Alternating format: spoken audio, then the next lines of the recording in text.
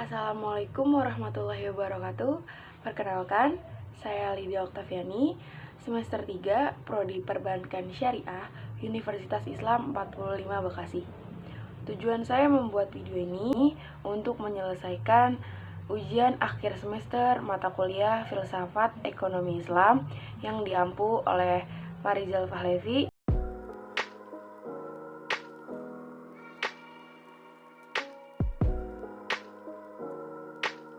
Langsung aja kita akan menjawab pertanyaan yang pertama, yaitu tentang keterkaitan filsafat dengan ekonomi Islam.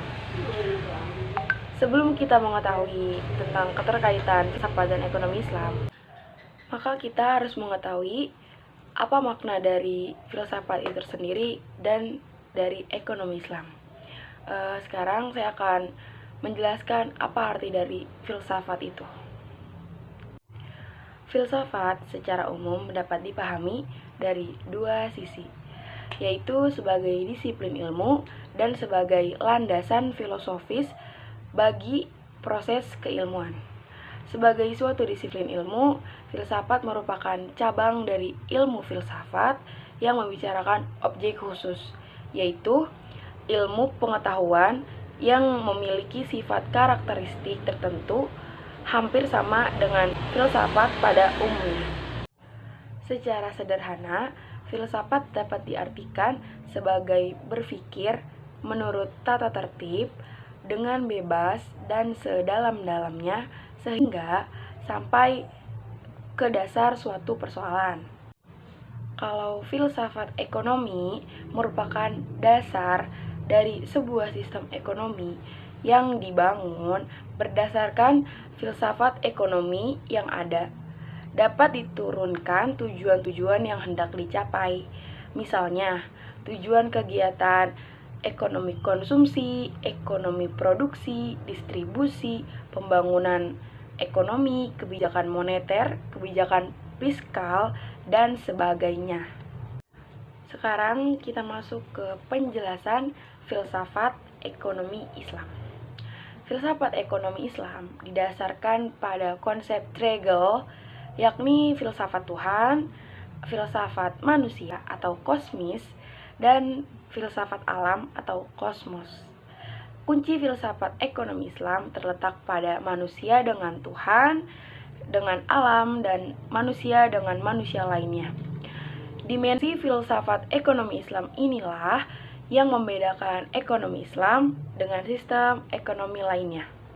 Dengan metode literatur research dapat diketahui bahwa filsafat ekonomi Islam melahirkan 6 prinsip yang menjadi ruh ekonomi Islam, yakni tauhid, maslahah, adil, akhlak, kebebasan, dan tanggung jawab, serta wasatiyah atau keseimbangan.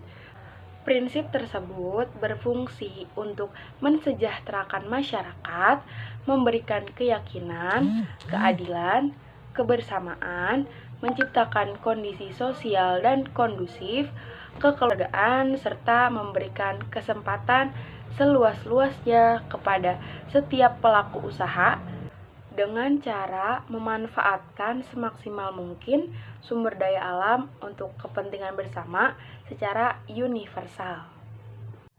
Filsafat ekonomi Islam memiliki paradigma yang relevan dengan nilai-nilai logis, etis, dan estetis yang kemudian difungsionalkan ke tengah tingkah laku ekonomi manusia.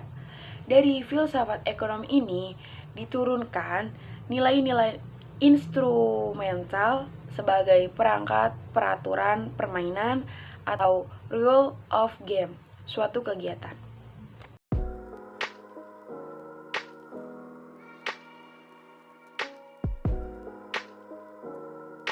Langsung aja kita jawab pertanyaan nomor 2, yang pertanyaan tentang keterkaitan filsafat dengan perbankan syariah. Di sini saya akan menjelaskan perbankan syariahnya lebih dulu karena filsafat kan kita juga sudah tahu dari pertanyaan yang pertama. Perbankan syariah menurut saya Itu tuh adalah dua kata yang baru dalam dunia perbankan. Kenapa saya bisa bilang kayak gitu? Karena sampai sekarang orang-orang hanya tahu bahwa perbankan syariah mungkin sama dengan bank konvensional. Padahal yang membedakan keduanya adalah etika. Etika di perbankan syariah dan di perbankan umum atau konvensional itu sangat jauh berbeda. Contoh, ketika seorang nasabah masuk ke dalam bank syariah, maka kita akan mendapat sapaan dari satpam seperti Assalamualaikum, dan dalam transaksinya juga menggunakan mudharabah dan musyarakah, dan juga di dalamnya tidak mengandung unsur riba. Mengenai sejarah singkat perbankan syariah yang saya ketahui, awal mulanya pada sebuah lembaga yang didirikan pada zaman Khalifah Umar bin Khattab radhiyallahu anhu yang bernama Baitul Mal, di mana tugasnya yaitu mengelola harta atau kekayaan negara. Dan untuk sejarahnya di Indonesia, awal kemunculannya yaitu pada abad ke-20, di mana pelopor utama berdirinya perbankan syariah yaitu Bank Muamalah. Pada masa itu sedang terjadi krisis likuiditas dari semua perbankan konvensional atau kita kenal dengan krisis moneter tahun 1998.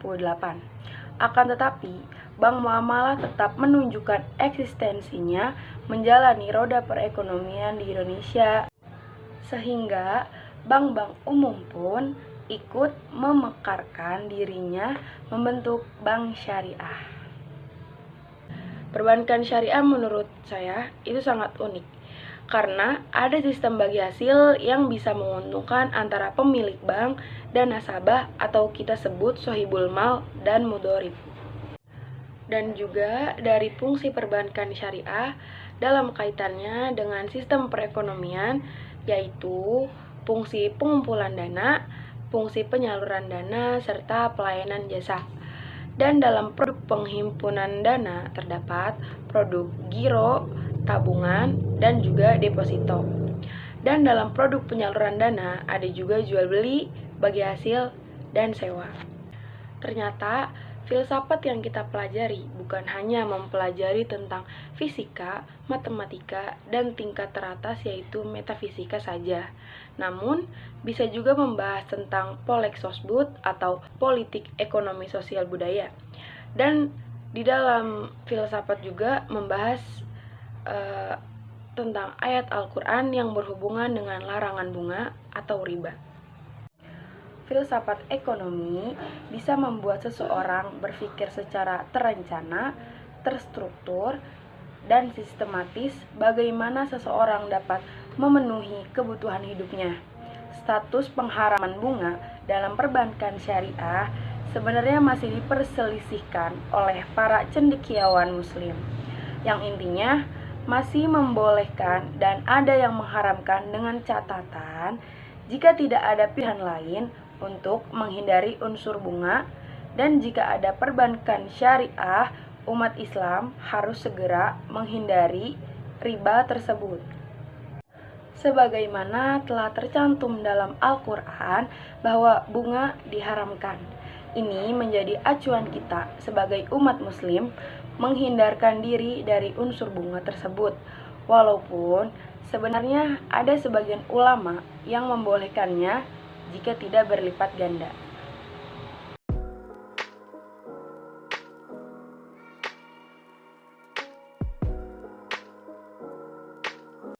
Dan selanjutnya yaitu pertanyaan yang terakhir, yaitu terkait tentang apa aja yang kita dapat dalam mempelajari filsafat ekonomi Islam dalam satu semester.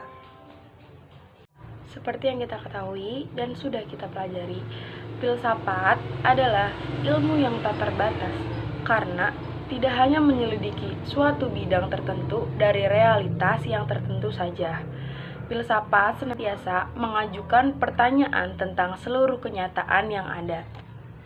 Filsafat pun selalu mempersoalkan hakikat, prinsip, dan asas mengenai seluruh realitas yang ada. Bahkan apa saja yang dapat dipertanyakan, termasuk filsafat itu sendiri. Filsafat dikatakan menjadi kebijakan karena metode dasar mempelajari filsafat dengan bertanya. Para filsuf mempelajari sesuatu dengan bertanya. Contohnya, pertanyaan dari manakah alam semesta berasal? Filsafat memang abstrak. Namun, tidak berarti filsafat sama sekali tidak bersangkut paut dengan kehidupan sehari-hari yang konkret. Keabstrakan filsafat tidak berarti bahwa filsafat itu tak memiliki hubungan apapun juga dengan kehidupan nyata setiap hari. Dan ekonomi Islam adalah sekumpulan dasar-dasar umum ekonomi yang disimpulkan Al-Quran dan As-Sunnah dan merupakan bangunan perekonomian yang didirikan atas landasan dasar-dasar tersebut sesuai dengan lingkungan dan masanya. Ekonomi Islam atau lebih dikenal dengan ekonomi Islam yang kini tumbuh dan berkembang begitu signifikan.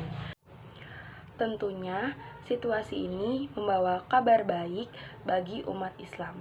Di Indonesia, perkembangan ekonomi syariah bisa dikatakan baru memulai masanya bila dibandingkan dengan perekonomian ekonomi konvensional yang sudah jauh berkembang, yang didasarkan pada Al-Quran dan hadis Nabi. Filsafat ekonomi adalah dasar dari sebuah sistem ekonomi yang dibentuk. Filsafat ekonomi Islam didasarkan pada 3 konsep filsafat Tuhan, manusia, dan alam. Ekonomi Islam berpijak pada 3 pondasi dasar yang diimplementasikan dalam aktivitas ekonomi, yaitu tauhid, syariah, dan akhlak. Implementasi syariah dan akhlak merupakan refleksi dari tauhid. Landasan tauhid merupakan sesuatu yang doruri agar implementasi syariah dan akhlak tidak terganggu. Prinsip syariah menuntun dalam beraktivitas ekonomi agar tidak keluar dari kaidah syariah. Sedangkan akhlak membimbing aktivitas ekonomi manusia agar senantiasa mengedepankan moralitas dan etika untuk mencapai tujuan. Keberadaan filsafat ekonomi Islam bukan sekedar ikhtiar dalam melakukan islamisasi ilmu pengetahuan semata. Lebih dari itu, keberadaan filsafat ekonomi Islam memberikan sumbangan pengetahuan dan keterlibatan dalam mengkonstruksi peradaban manusia.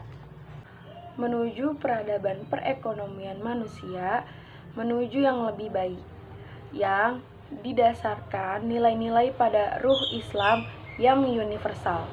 Dalam ekonomi Islam, nilai-nilai ekonomi bersumber dari Al-Quran dan hadis berupa prinsip-prinsip universal.